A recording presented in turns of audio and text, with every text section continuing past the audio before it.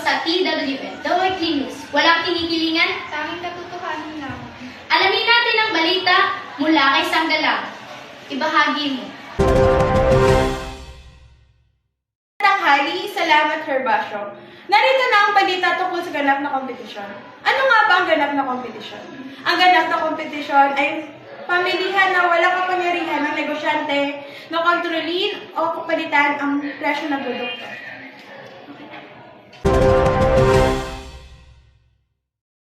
Ngayon, alam na natin kung ano ang ganap na kompetisyon. Tuklasan naman natin ang katangian isang pamilya na may ganap na kompetisyon.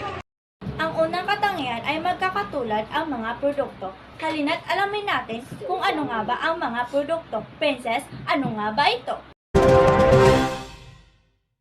Ano nga ba ang magkakatulad ng mga produkto? Ito ay isang ganap na kompetisyon kung saan magkakatulad ang mga nakikita natin sa palengke. Nagkakaroon ng kompetisyon dahil naglalaban-laban ang mga nagtitinda sa pag-iisip ng mga paraan upang sa kanila tumangkilik ang mga mamimili. Rekto. Dumako naman tayo sa ikalawang katangian, Sanggalang, ibahagi mo. Ano nga ba ang marami ang mamili at tindero ng produkto? Ito ay dahilan ng kawalan ng pwersa o kapangyarihan na magtakda ng presyo. Salamat, Sanggalang. Ano ang sunod na katangian? Malalaman natin ito kay Princess. Ano nga ba ito at ibahagi mo? May kalayaan sa paglabas at pagpasok ng negosyo dahilan na makapagpili ang mga negosyante ng kanilang nais na produktong ibebenta. Okay, thank you, Recto. Ano kaya ang ika-apat na katangian? Ika-apat mong katingin ay malayang paggalaw ng mga salik ng produksyon.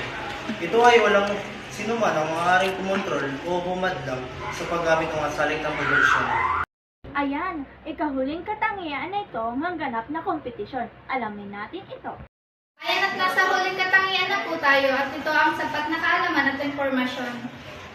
Ang katangian ito ay ang bawat negosyante at mamimili ay dapat may sapat na produktong kanilang bibilhin upang maisaayos ang kanilang budget.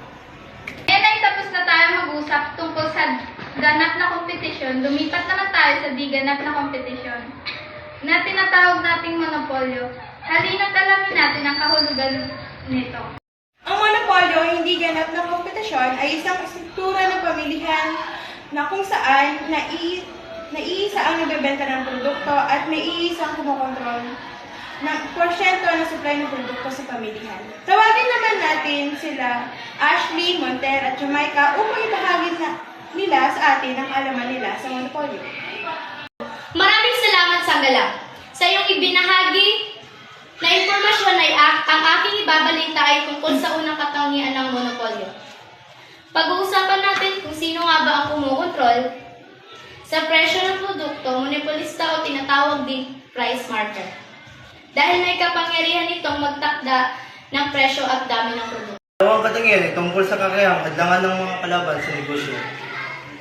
Halos sa lahat ng pagkakataon, ang kalaban ay nagiging hadlang sa negosyo dahil may isang paraan ng monopolyo sa hadlangan ng kalaban sa pamamagitan ng pagkontrol sa pinagkukunan ng mga salik ng produksyon upang mawala sila sa materialis na gagamitin sa paggawa ng produkto. Ang mga balita sa araw na ito. Maraming salamat!